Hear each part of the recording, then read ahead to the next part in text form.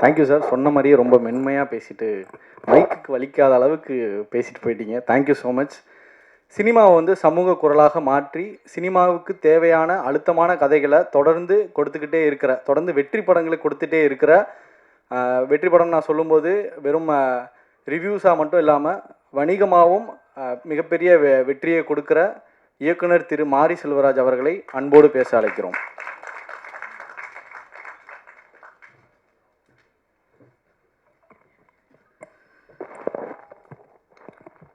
எல்லோருக்கும் வணக்கம்.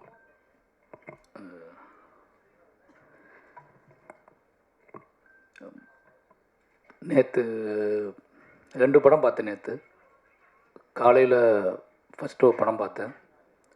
அந்த படம் எதேச்சியாக நான் எப்போவுமே காலையில் ஒரு 8 மணி 9 மணிக்கு எப்போவுமே காலையில் எழுந்திரிச்ச உடனே ஒரு படம் பார்ப்பேன்.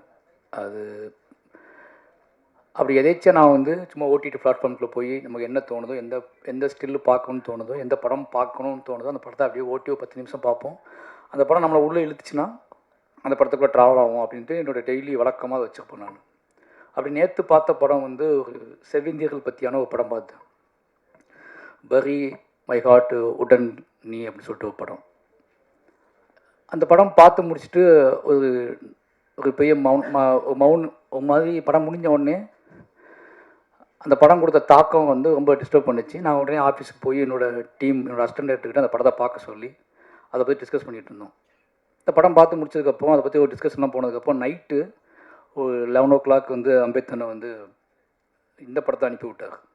இதை பார்த்துட்டு காலைல வா ஈவினிங் ஃபங்க்ஷனுக்கு வந்துருங்க அப்படின்னு சொல்லி இப்போ இந்த படம் பார்த்தோம். எல்லாம் என் அசிஸ்டன்ஸோடு சேர்ந்து அந்த படம் பார்த்தேன். ஏதோ தெரியல சம்மந்தம் இல்லாமல் இந்த 2 படத்துக்குமான ஒரு பயங்கரமான ஒரு கனெக்ஷன் இருந்துச்சு, பயங்கரமான ஒரு தாக்கம் இருந்துச்சு. கிட்டத்தட்ட நானும் என் அசிஸ்டண்ட்டும் பயங்கரமான ஒரு டிஸ்கஷனுக்குள்ளே போனோம். ஒரு 6-7 மணிக்கு தான் காலைல படுக்க போனோம். இந்த 6 மணியுமே இந்த 6 மணி வரைக்கும் இந்த உரையாடல் என்ன உரையாடல் இருந்துச்சுன்னா, 2 படங்களுமே வந்து மிகப்பெரிய தாக்கத்தை ஏற்படுத்தியிருக்கு. 2 படங்களும் வெவ்வேறு வடிவமான போராட்ட வடிவங்களை முன்வைக்கிற படங்கள். இப்போ வந்து எனக்கு என்ன தோணுச்சு அப்படின்னா, மயிலாடு பார்த்துட்டு என்னன்னா இந்த மயிலாடு படத்துக்குள்ளே நிறைய விஷயங்கள் இருக்குது. நான் வந்து இந்த படத்தோட தாக்கத்துலேருந்து பேசுறதுனால சொல்கிறேன். இது சரியா இது தப்பா, இந்த முடிவு, இந்த வடிவம், எளிய மக்களோட கடைசி ஆயுதம், எளிய மக்களோட கடைசி முடிவு, இதை இப்படி முன்மொழியலாமா, இதை வைக்கலாமா அப்படின்னு சொல்லி ஒரு காரசாரமான விவாதத்துக்கு நாங்கள் தள்ளப்பட்டோம். எனக்கு என்ன அப்படின்னா, எங்கிட்ட நான் என்ன பதில் சொல்ல போகிறேன்னு சொல்லிட்டு என்னோடய உதவி இயக்குநர்கள் வந்து ரொம்ப காரசாரமான விவாதத்துக்கு அழைச்சிட்டு போனாங்க. ஒரு 6 மணி வரைக்கும் ஒரு பயங்கர டிஸ்கஷன். ஏன்னா நிறைய பேர்த்துக்கு இந்த முடிவு சரியா அப்படிங்கிற ஒரு பெரிய குழப்பம் இருந்துச்சு இந்த படத்தோட முடிவில்.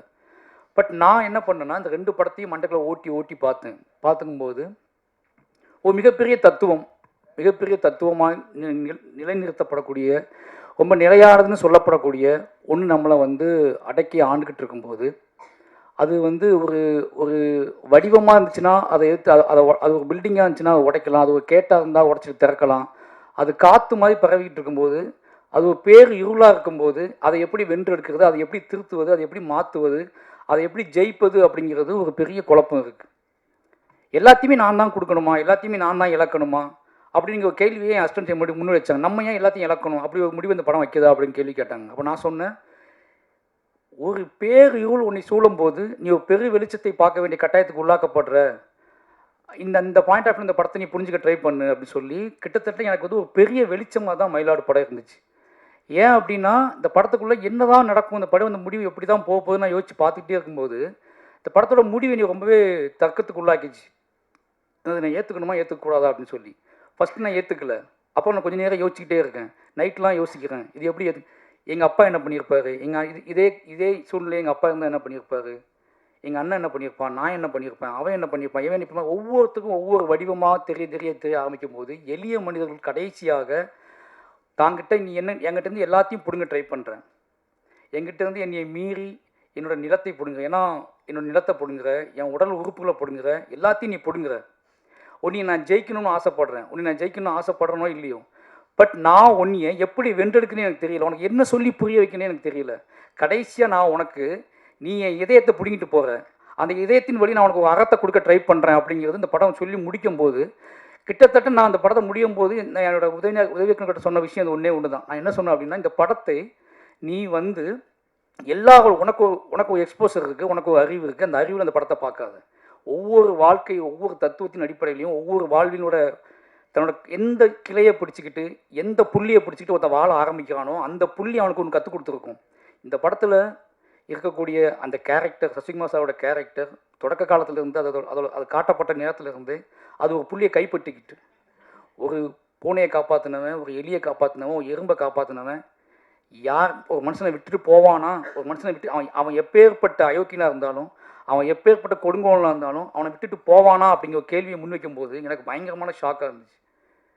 நம்ம என்ன நினைக்கிறோம் அப்படின்னா, நம்மளோட அறிவை பயன்படுத்தி, நமக்குள்ள எக்ஸ்போஸரை பயன்படுத்தி, நம்ம காட்டப்படுற ஆர்ட் ஃபார்முக்குள்ளே நம்மளோட கேள்வி கேட்டுகிட்டே இருக்கும். ஆனால் ஆர்ட் ஃபார்ம் அப்படிங்கிறது நம்மளோட எக்ஸ்போஸரை வச்சு மட்டும் பார்க்கக்கூடியது கிடையாது. அங்கே காட்டப்படுகிற மனிதர்கள், அவர்கள் அதை எப்படி வென்றெடுத்தார்கள், அதை அந்த மனிதர்கள் அந்த உயரிய உன்னதத்தை எப்படி அடைந்தார்கள், தங்களை எப்படி மீட்டெடுத்தார்கள் அப்படிங்கிறத காட்டக்கூடியது தான் ஆர்ட் ஃபார்ம். அந்த ஒரு முக்கியமான ஆர்ட் ஃபார்ம் வேலையை இந்த படம் மயிலாடு செஞ்சிருக்கு. முழு இரவையும் கைப்பற்றின படம் தான் மயிலாடு. என்னோட முழு இரவையுமே யோசிக்க வச்ச ஒரு படம் தான் மயிலாடு. நிச்சயமாக சசிகுமார் சாருக்கு ரொம்ப நன்றி சொல்லணும். ஏன்னா சசிகுமார் சாரோட தொடக்க காலத்தை நமக்கு தெரியும். தொடக்க காலத்தில் நான் சசிகுமார் சாரில் பயப்படுவேன், இப்போ என்ன கதை கொண்டு வர போகிறாலும் தெரில அப்படின்னு சொல்லிட்டு. ஆனால் ஒரு கட்டத்துக்கு அப்புறம் அவர் கொண்டு வந்த கதைகள் எல்லாருமே கிட்டத்தட்ட யாரும் பண்ணாத எந்த பெரிய ஹீரோவும் இவ்வளோ மார்க்கெட் இருக்கக்கூடிய ஹீரோக்கள் பண்ணால் பயப்படுற கதாநாயகர்கள் கூட கொண்டு வந்தார். நந்தனோட உச்சம், அயோத்தி உச்சம், இப்போ மயிலாடுகிற உச்சம், டூரிஸ்ட் ஃபேமிலி அதே மாதிரி தான். கிட்டத்தட்ட சசிகுமார் சார் நமக்கு என் ஹஸ்பண்ட் சொல்லும் போதே, கதை யோசிக்கும் போதே சசிகுமார் சார் இருக்காரு, நம்பி யோசிங்கன்னு சொல்கிற அளவுக்கு ஒரு முக்கியமான ஒரு வேலையை செஞ்சிட்ருக்காரு. அதுக்கப்புறம் ஆர்டிஸ்ட் அவங்க சைத்தன்யா, சைத்ரா, கோயில்பட்டி பொண்ணு மாதிரியே இருந்தீங்க.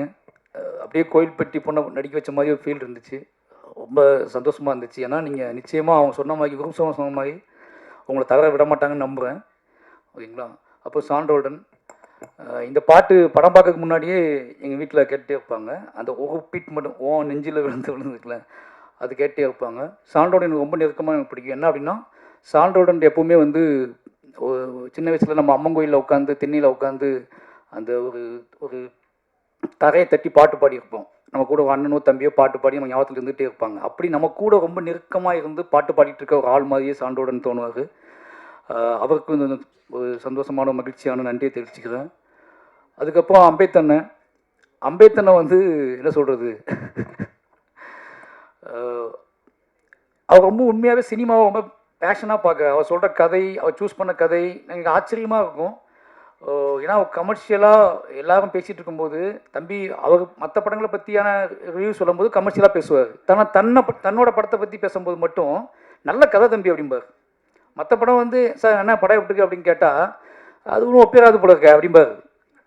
ஒன்றும் இல்லை தம்பி, சுவாரஸ்யமாகவே இல்லை, ரொம்ப லேகாக இருக்குது அப்படி இப்படிம்பார். சரி உங்கள் படம் எப்படின்னு கேட்டால் படம் ரிலீஸ் ஆக மட்டும் கேட்போம், எப்படி வந்திருக்கு படம் அப்படின்னா, தம்பி எப்படி வந்திருக்கு ஒரு நல்ல கதை தம்பி அப்படிம்பார்.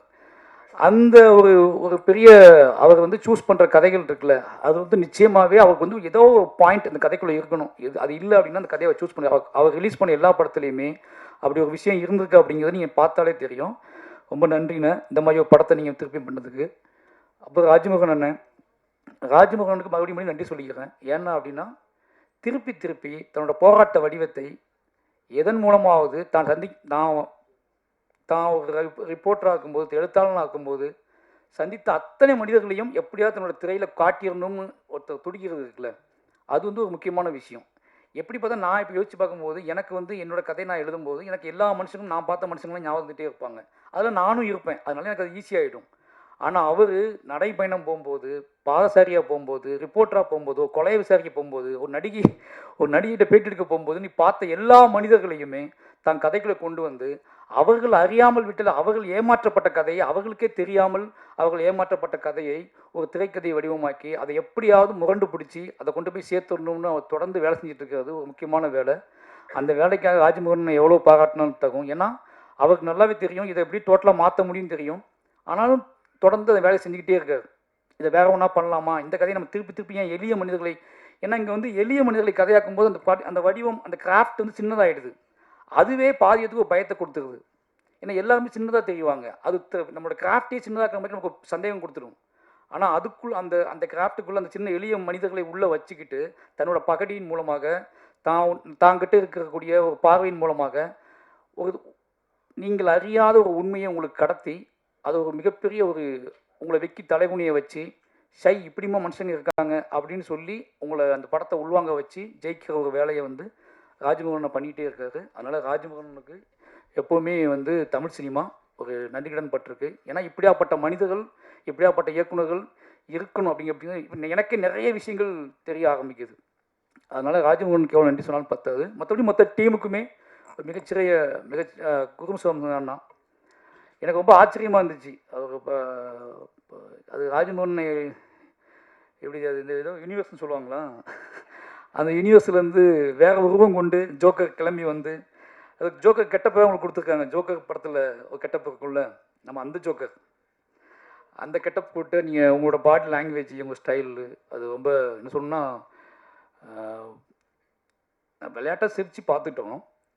திடீர்னு படம் முடிஞ்சு பார்க்கும்போது யோசிக்கும்போது நம்ம திருநெல்வேலியில் ஒரு போர்டு மாட்டி ஒரு பத்திரிக்கை வேலை பார்த்துட்டு இருந்துப்பாங்கல்ல, சீரியஸாக வேலை பார்த்துட்டு இருந்துப்பாங்க. இன்றைக்கி சோசியல் மீடியா இருக்கும்போது நமக்கு வந்து ஈஸியாக எல்லாரையும் திட்டிட முடியுது, தான் யாருன்னு காமிச்சிட முடியுது, ஏதோ வகையில் தனக்கு ஒன்று கிடைக்குதுங்கிறதுக்கு தெரியுது. ஆனால் ஆரம்ப காலகட்டத்தில் இந்த மாதிரி எங்கேயோ ஒருத்தங்க இருந்துக்கிட்டு எழுதிக்கிட்டே இருப்பாங்க, செஞ்சுக்கிட்டே இருப்பாங்க, கம்ப்ளைண்ட் போட்டுக்கிட்டே இருப்பாங்க, மக்கள்கிட்ட போய் எப்படியா சொல்லணும் துடிப்பாங்க அந்த உண்மையை. அப்படியாப்பட்ட மனிதர்களை நீங்கள் ஞாபகப்படுத்திட்டே இருக்கீங்க அப்படின்ட்டு அந்த கேரக்டர்ஸும் சரி, ஜோக்கரும் சரி, அப்படியாப்பட்ட மனிதர்களை நமக்கு ஞாபகப்படுத்திட்டே இருக்குல்ல, அதுவும் பயங்கரமான எமோஷனலான ஒரு வேலை. இந்த கேரக்டர் அந்த திருப்பி ஞாபகப்படுத்துச்சு. நான் லா காலேஜ் படிக்கும்போது லா காலேஜ் வாசலில் நின்று ஒத்திலே நின்று போராட்டம் பண்ணிகிட்டு இருப்பார், தனியாக நின்று போராடுவார், எழுதி போட்டு போவார். அவர் முகத்தை எனக்கு திருப்பி ஞாபகப்படுத்துச்சு. அதுக்காக உங்களுக்கு ஏன்னா நீங்கள் கொண்டு வர கேரக்டர் வந்து என்ன அப்படின்னா, அதுக்குள்ள பகடி இருக்குல்ல, அந்த பகடிக்குள்ளேயே உங்களோட உடல் மொழி கைவிடப்பட்ட ஒரு மனுஷன். எனக்கு அப்போ தான் தோணுச்சு, உங்களுக்கு ஹஸ்பண்ட் உங்களுக்கு குழந்தை இல்லையா, அந்த படத்தில் வந்து உங்கள் குழந்தை இல்லை, உங்கள் ஒய்ஃபை காட்டலை, உங்கள் வீட்டை காட்டலை அப்படிங்கும்போது இது வந்து ஒரு மெட்டஃபராக எனக்கு பயங்கரமாக டிஸ்டர்ப் பண்ணிச்சு. இவர் எங்கே சாப்பிடுவார், எங்கே தூங்குவார், இவர் யாருக்கு முத்தம் கொடுப்பாரு, இவர் யார் மடியில் போய் படுத்துக்குவார், இவ்வளோ அடியை வாங்கியிருக்காருல, இவருக்கு யார் ஒத்தலம் கொடுத்துருப்பா, இவ்வளோ விஷயங்கள் வந்துட்டு போயிட்டே இருந்துச்சு. அப்படியாப்பட்ட மனிதர்கள் இருக்காங்க அப்படிங்கிறது வந்து ஒரு பெரிய மன உளைச்சலையும் என்ன சொல்கிறது, அவங்களை ரெகனைஸ் பண்ணி அவங்களை பாராட்டக்கூடிய ஒரு படமாகவும் இந்த படம் இருந்துச்சு அப்படிங்கிற ஒரு பெரிய சந்தோஷம். நிச்சயமாகவே மயிலாடு வந்து இன்றைக்கி நீங்கள் பார்க்குற சினிமாக்கள் நீங்கள் ஏன்னா நம்ம வந்து பயங்கர நிறைய முன் தீர்மானத்தோட ஜட்ஜ்மெண்டலோட நம்ம வந்து நிறைய சினிமாக்களை அணுகிறோம். ஒரு சின்ன டைம் கூட கொடுக்கறது இல்லை. நம்ம சின்ன விஷயங்கள் கூட நம்ம வந்து என்ன பண்ணுறோன்னா, அவங்கவுங்க மொழியில் அவங்கவுங்க கதையை சொல்கிறதுக்கு நம்ம விருப்பப்படுறது இல்லை. நீங்கள் உங்களுக்கு பிடித்தமான மொழியில் கதை சொல்லணும்னு நீங்கள் கேட்குறீங்க. அப்படிங்கிற இடத்துக்கு சினிமா கொண்டு தள்ளி நிப்பாட்டிருக்காங்க. இங்கே யாரெல்லாம் சினிமாக்குள்ளே யார் வேணாலும், எப்படி மீடியாக்குள்ளே நீ யார் வேணாலும் வந்து என்னென்ன மொழியில் வேணாலும் எப்படியாப்பட்ட உடல் மொழியோடும் ஒரு வீடியோ பேசி போட முடியுமோ அதே மாதிரி தான் சினிமாவும் நீங்கள் ஆகியிருக்கு. சினிமாக்குள்ளே நிறைய மனிதர்கள் உள்ளே வந்து தனக்கு தெரிந்த மொழியில் தனக்கு தெரிஞ்ச வாழ்க்கையை ரொம்ப ஆணித்தரமாகவும் தனக்கு கிடைச்ச சொற்ப விஷயங்களை வச்சுக்கிட்டு ரொம்ப முக்கியமான விஷயத்தை கடத்திட்டு போயிடுறாங்க. அப்படி ஒரு ரொம்ப காம்பேக்டாக ரொம்ப நல்ல நீட்டாக ஒரு கமர்ஷியல் பேக்கேஜோடு மட்டும் இல்லாமல், கமர்ஷியல் மீன்ஸ் நான் சொல்கிறது என்ன அப்படின்னா, நீங்கள் சினிமா பார்க்க வரீங்க, எங்கிட்ட சினிமா இந்த கதைக்கு முன்னாடி இந்த கதை எனக்கு 2.5 மணி நேரம் தாக்கு பிடிக்குமா அப்படிங்கிற கேள்வியோடு தான் உட்காருங்க. அதுக்கப்புறம் தான் கதைக்கு முக்கியத்துவம் கொடுக்குறாங்க. அதையும் மைண்டில் வச்சு ராஜ்மோகன்னா தன்னோட பாக்கெட்டுலாம் சேர்த்து ஒரு அழுத்தமான ரொம்ப மனதை நெகிழக்கூடிய வாழ்வின் மீது பெரிய நம்பிக்கை வரக்கூடிய பெரிய தத்துவங்களை ஜெயிக்க முடியுமா, பெரிய அதிகாரங்களை ஜெயிக்க முடியுமா, அதெல்லாம் காற்றுல பரவிட்டாங்க, இனிமேல் அவங்கள ஜெயிக்கவே முடியாது அப்படிங்கிறத தாங்கிட்டு இருக்க எளிய தத்துவத்தை வச்சு அடித்து காலி பண்ணியிருக்காரு. அது ரொம்ப முக்கியமான விஷயமா அந்த படத்தில் பார்க்குறேன். ஏன்னா வேற வழியே இல்லை, இவங்க எப்படி ஜெயிக்கிறதுனே தெரியல. ஜெயிக்கவே முடியாதுன்னு நினச்சிட்டு இருக்க மனிதர்களை தாங்கிட்டு இருக்கிற ஒன்று அறம், அந்த அறத்தை வச்சு ஜெயிக்க முயற்சி பண்ணியிருக்காரு, ஜெயிச்சிட்டார். அவருக்கு மொத்த டீமுக்கும் என்னோட நன்றியும் வாழ்த்துக்களும். நன்றி.